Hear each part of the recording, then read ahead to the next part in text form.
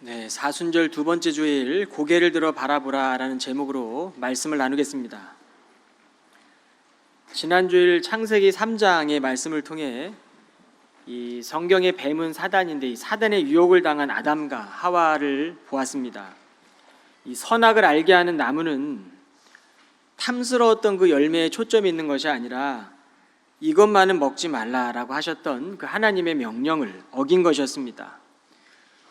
이후로 단단한 사람도 또 착한 사람도 냉정한 사람도 순한 사람도 이 죄의 기원 앞에서는 누구도 벗어날 수 없기에 하나님의 말씀을 삶의 중심에 두고 살아가자라고 권면했습니다. 오늘 본문을 보면 니고데모라는 사람이 예수님을 찾아갑니다. 여러분, 니고데모는 당시 유대 사회에서 유력한 지도자였습니다. 율법 교육도 철저하게 받았던 사람입니다. 그러나 그런 니고데모가 한밤중에 예수님을 찾아간 것은 영적으로 보면 그의 영적 상태는 어둠의 상태였음을 말하고 있습니다. 그런데 그가 예수님의 말씀을 듣고 행하신 표적을 보니까 하나님께로부터 오신 분임이 알게 되는 거죠. 그래서 그 예수님 말씀을 더 알고 싶어서 한밤중에 조용히 찾아간 것입니다. 니고데모가 찾아온 그 밤이 우리 인생에도 있을 것입니다. 생각했던 답이 흔들리고 낯설게 느껴지는 밤, 또 하나님의 뜻이 느껴지지 않는 그런 시간들, 하나님 그 밤을 외면하지 않으시고 우리의 인생의 밤에 찾아오시며 우리를 더 깊은 곳으로 초대해 주시는 분이십니다. 신앙의 연수가 쌓이고 또 성경적인 지식이 쌓일수록 하나님은 우리가 이 형식에 빠지지 않도록 더욱 깨어 살아가도록 도전을 주십니다. 내게 익숙한 예배의 자리, 말씀과 기도의 자리가 더 이상 새롭게 느껴지지 않을 때에도 성령의 바람은 멈추지 않습니다. 우리가 오늘 예배할 때 이 시간 성령의 바람이 불어오면 우리는 주님의 그 은혜의 위로를 받게 될 것이고 또 하나님께서 주시는 새 기쁨을 우리가 누리게 되는 것입니다. 바람은 어디서 불어와서 어디로 가는지 우리가 알 수가 없습니다. 독자적으로 붑니다. 스스로 시간을 결정하기 때문에 언제 오고 어디로 가는지 우리는 알 수가 없습니다. 요한복음 오늘 본문의 8절에 보면 예수님은 성령으로 난 사람이 이러하다라고 말씀하셨습니다. 이것을 야고보 사도는 진리의 말씀으로 나았다라고 표현했고, 사도 바울은 창조하다라는 뜻을 담아서 새로운 피조물, 새 사람, 새 옷을 입은 사람 등의 단어들로 묘사하고 있습니다. 여러분, 거듭남이 무엇일까요? 여러분, 거듭남은 우리가 만드는 것이 아니라 위로부터 내려오는 것입니다. 예수께서는 내가 진정으로 당신에게 말하겠소, 누구든지 다시 태어나지 않으면 결코 하나님의 나라를 볼 수 없소. 여러분이 거듭남이라는 헬라어 아노덴이라는 단어는 두 가지 의미를 지니고 있습니다. 첫째는 다시라는 뜻입니다.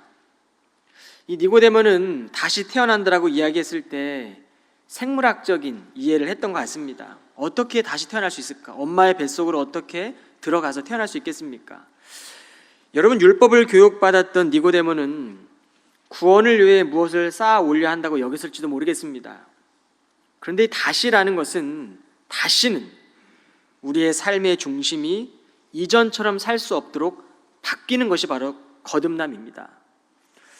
두 번째, 이 아노덴의 의미는 위로부터라는 뜻을 지니고 있습니다.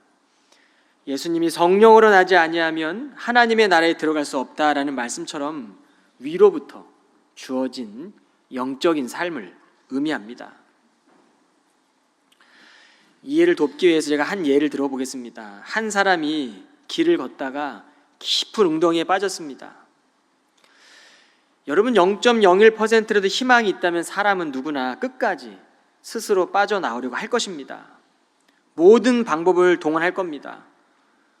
손으로 올라가려고도 해볼 것이고, 어떤 물건을 놓고 점프해서 나오려고도 할 것이고, 소리쳐서 누군가에게 살려달라고 외칠 겁니다. 그런데 돕는 이가 없는 것이죠. 손으로 잡으려고 해도 잡을 것도 없고 딛고 올라갈 물건도 없는 것입니다. 다 모든 방법을 동원해 봤지만 결국에는 나올 수가 없는 것입니다. 여러분, 삶이 지금 척박하고 절박하든 우리의 삶이 평온하고 아무 문제가 없든 성경은 이 상태를 영적으로 죽어 있다라고 말하고 있습니다. 스스로 하나님께 나아갈 수 있는 능력이 전혀 없는 상태를 말합니다. 바로 그때에 아무것도 할 수 없는 그 자리에서 하나님께서 친히 손을 내밀어 우리를 건져주시는 겁니다. 이게 바로 거듭남입니다. 여러분, 또 거듭남은 아이가 어머니의 뱃속에서 형질을 받는 것과 같습니다. 아이는 그 순간에 아무것도 스스로 한 것이 없습니다. 그러나 그 생명의 씨앗이 심겨졌기에 세상에 태어날 수 있는 것이죠. 하나님께서 우리 안에 새 생명의 원리를 심어 주시는 것입니다. 우리가 한 것이 아무것도 없는 그 자리에서 일어나는 일입니다. 그렇게 태어난 아이는 자라가면서 부모님의 사랑을 알게 되고 부모의 사랑이 얼마나 깊은지를 점점 더 깨닫게 되는 것이죠. 여러분, 거듭난 사람은 살아가면서 하나님을 더 깊이 알아가게 되는 것이고 주님의 장성한 분량까지 닮아가게 됩니다. 하나님은 외아들을 세상에 보내신 이유가 단 하나였습니다. 세상을 사랑하셨기 때문입니다. 성경은 이것을 복잡하게 설명하지 않습니다. 간단하고 분명하게 기록하고 있습니다. 함께 보실까요? 오늘 본문의 말씀 15절과 16절입니다. 말씀 보여주시죠. 네. 인자를 믿는 사람은 누구든지 영원한 생명을 얻게 하기 위함이요 진실로 그렇소. 하나님께서는 세상을 극진히 사랑하셔서 외아들을 보내주셨소. 그것은 누구든지 그 아들을 믿는 자마다 멸망하지 않고 영원한 생명을 얻게 하려는 것이요. 여러분, 예수님을 믿는 누구든지 영원한 하나님의 사랑 안에 거하게 됩니다. 그런데 이 누구든지라는 말이 가끔 마음에 걸릴 때가 있을 것입니다. 더 열심히 하고 노력한 사람이 인정받고 또 성과를 내는 것이 당연합니다. 그러나 그 기준으로 신앙의 자리에 서게 되면 불편함이 생길 수밖에 없습니다. 내가 더 오래 믿었는데, 내가 더 많이 헌신했는데, 더 자격이 있다고 느끼는 그 자리에 서는 순간 우리는 하나님의 자리에서 내가 판단하는 사람이 되어버립니다. 믿음은 내가 쌓아 올린 것을 들고 하나님 앞에 서는 것이 아닙니다. 오히려 우리의 헌신과 우리의 공로를 내려놓고 그분만을 붙드는 것입니다. 누구든지란 이 짧은 단어에는 우리의 자격과 공로를 말하고 있지 않습니다. 오직 믿음으로 주어지는 전적인 은혜입니다. 여러분이 은혜를 경험하고 이해하게 되면 대부분의 문제들은 저절로 해결이 됩니다. 주님의 은혜가 풍성하기 때문에, 주의 뜻이기 때문에 고난도 달게 받을 수 있고 우리의 삶의 어떤 문제들도 주님께서 해결해 주시는 것입니다. 믿음은 나의 공로를 움켜쥐는 것이 아니라 예수께서 내 삶의 구원자가 되는 것을 믿는 것입니다. 이 믿음 안에 감추어져 있던 우리의 의로움, 교만함을 내려놓고 위로부터 주시는 그 은혜를 받아들이는 삶 속의 믿음이 성장하게 됩니다. 둘째로, 하나님의 사랑은 우리가 연약해지는 그 자리에 십자가를 세워주셨습니다. 아이를 낳고 키우다 보면 어느 순간 이 아이가 스스로의 삶의 문턱을 경험할 때가 있어요. 실수하면서 배우기도 하고 자신의 부족함을 느끼는 때가 옵니다. 그때 부모는 아이의 부족함을 대신 채워줄 수 없고 그 문턱을 대신 넘어줄 수도 없습니다. 물론 어릴 땐 그렇게 할 수 있겠죠. 그러나 부모가 할 수 있는 것은 하나입니다. 말없이 안아주고 기도해 주는 것입니다. 그리고 신앙의 길을 보여주는 것이죠.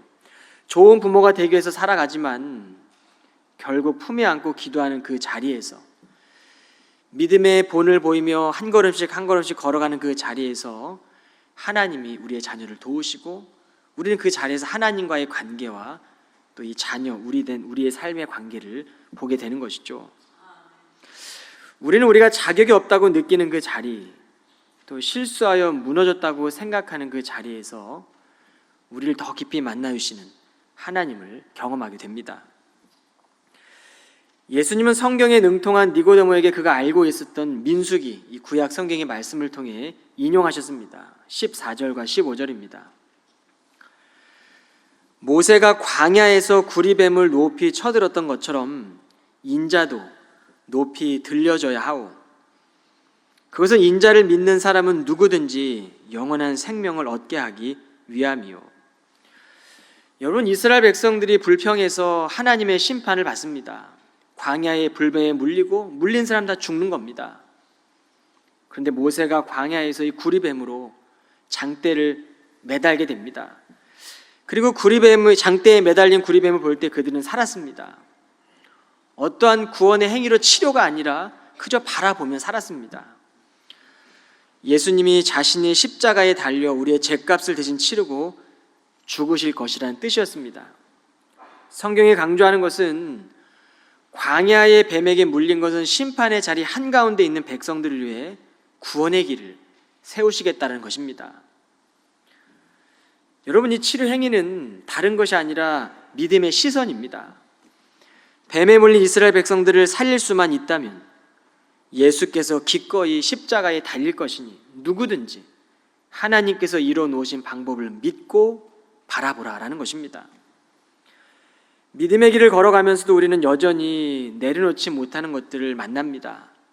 그 불편한 자리가 우리를 멈추게도 하고, 그러나 주님께서는 이미 그 길을 걸어가셨기 때문에 우리는 그 주님을 바라볼 때 주님을 닮아갈 수 있는 것입니다. 성도들은 어떠한 상황 속에서도 이 생명의 원리, 하나님께서 이미 시작하신 이 생명의 원리가 계속적으로 작동하게 됩니다. 그래서 그 더 깊은 은혜를 발견하는 자리로 나아가게 되는 것입니다. 이 들려지다 라는 이 단어인 휩소데나이라는 단어는 단순히 위로 올려진다는 뜻은 아닙니다. 십자가에 달려 죽는 것을 상징하지만 그것은 곧 높임을 받는 것이었습니다.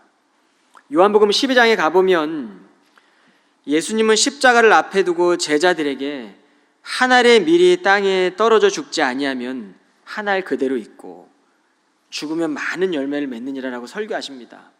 그리고 난 뒤에 설교 후미에 내가 땅에서 들리면 모든 사람을 내게로 이끌겠노라. 여러분, 여기서 이 들리면도 휩소데나입니다.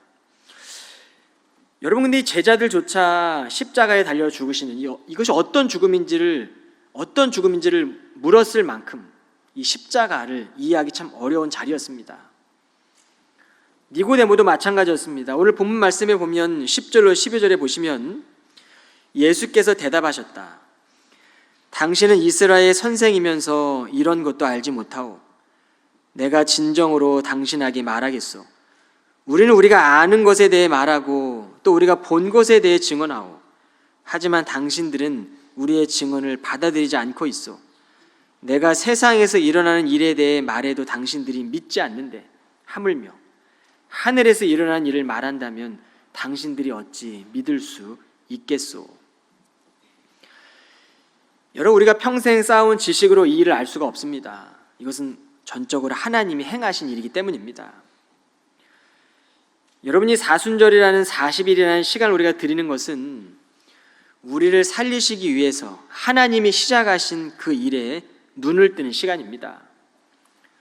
영적인 어둠 속에서 어디로 가는지조차 알지 못하였던 우리가 빛의 자녀가 되었기 때문에 거듭난 자녀들은 십자가의 능력에 이끌림 받는 것입니다.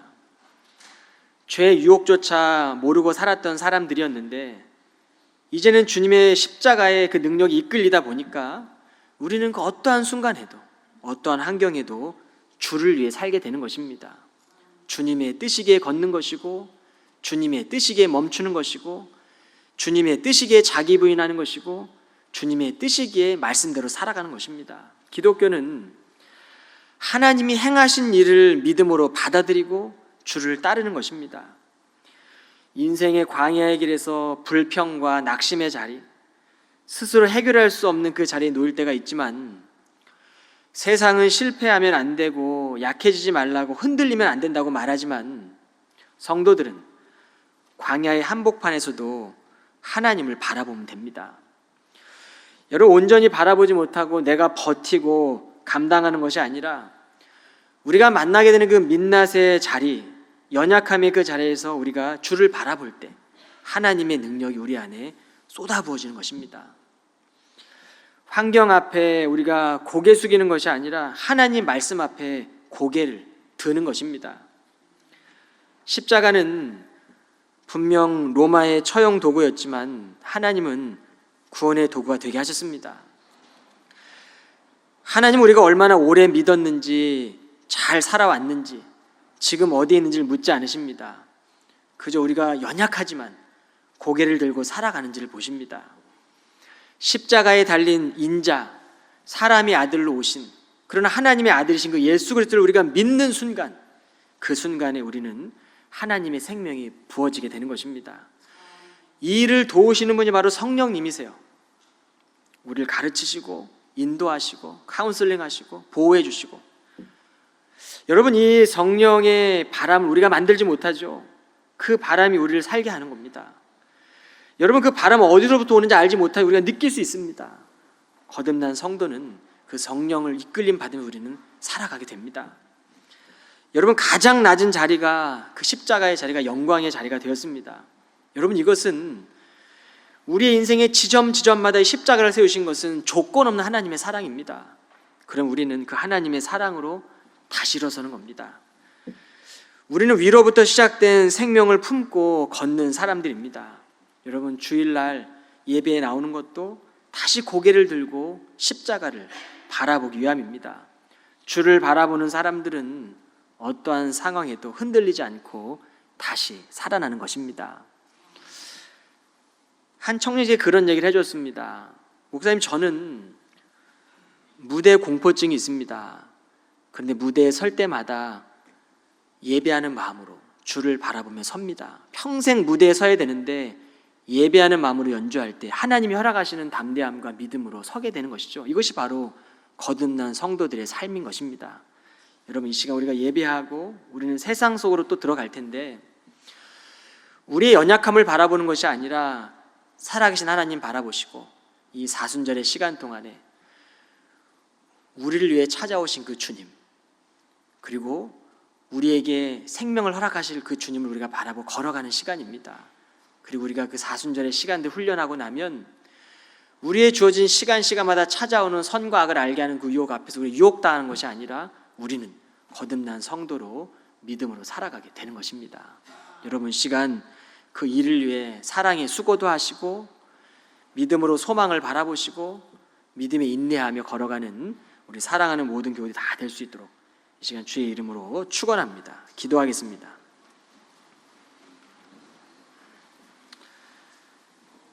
우리의 곁으로 찾아오신 주님, 이 시간 말씀을 통해 우리의 눈을 열어주시고 하나님의 마음으로 살아가며 주의 뜻을 이뤄가게 하여 주옵소서. 우리 곁에 있는 허락하신 지체들을 하나님의 마음으로 바라보게 하시고 이 사순절 기간 주님 앞에 고요히 머물며 주님께서 허락하시는 그 은혜의 자리에 머물게 하여 주옵소서. 살아계신 예수 그리스도 이름으로 기도하옵나이다. 아멘.